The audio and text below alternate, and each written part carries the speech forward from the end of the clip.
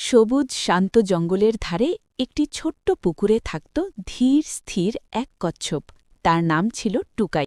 একদিন ভয়ঙ্কর গরমে পুকুরে জল কমতে শুরু করল।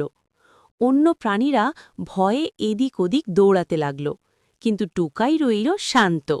টুকাই ভাবল, ঘাবড়ালে হবে না। সে ধীরে ধীরে পুকুরের পাশের সরু পথ দিয়ে এগোতে লাগল। অনেক দূরে সে দেখতে পেল বড় একটি নদী। ঠান্ডা ঝকঝকে জল দেখে টুকাই খুশি হল। আমার পিছু পিছু এসো, আমি একটি ভালো জায়গা জানি। কয়েকটি প্রাণী টুকাইয়ের সাথে রওনা দিল সরু জঙ্গলের পথে। তারা পৌঁছে গেল সেই বড় নদীর কাছে।